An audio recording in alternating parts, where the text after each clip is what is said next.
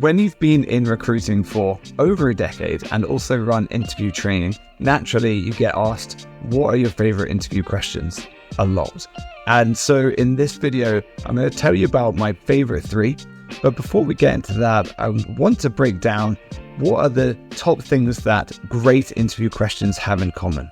They are open-ended questions, meaning that the candidate is prompted to expand on so much more than just a yes/no answer. A good sign of an open-ended question is that it starts with something like, tell me, describe, who, what, when, where, how, or why. The question is relevant not just to the job, but also to the focus and topic of the interview.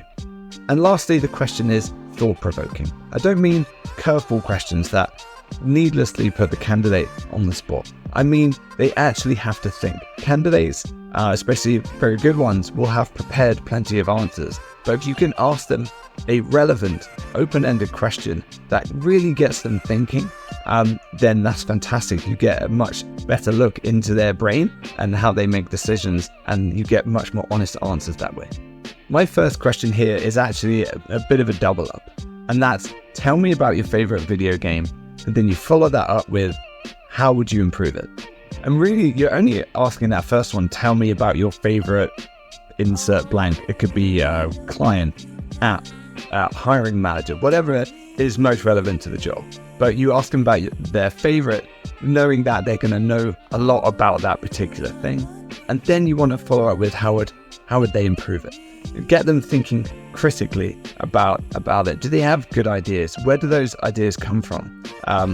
Can they provide reasoning for those ideas and why they think that would improve? You really want to figure out, like, do they have this learning mindset? Are they constantly looking to improve everything that they do? And also realize that nothing is perfect.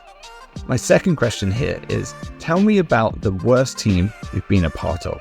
And I love this question because it really gets the candidate thinking critically and looking back into the past. Like, why was it a bad team? How do they define success?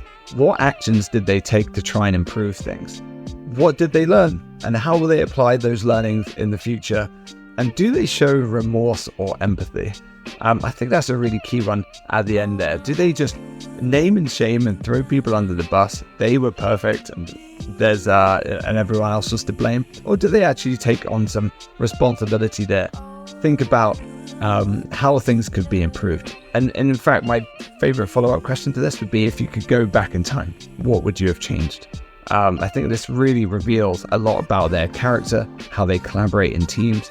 And if you're interviewing someone as a manager, you can really get a sense of like how it would be best to manage them.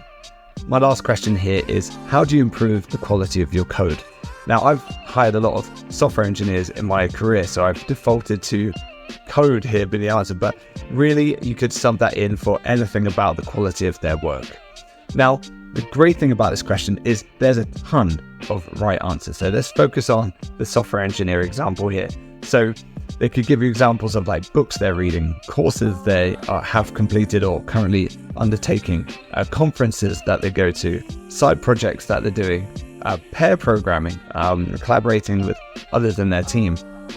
They could talk you through the test-driven development methodologies they're currently using on the team, collaborating with QA and testers, and lastly, teaching. I think there's a lot to be learned about improving yourself and your own abilities through teaching others.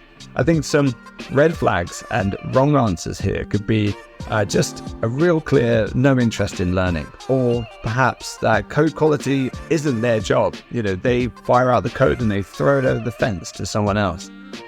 Or perhaps they think that they can retroactively fix bad code in the future.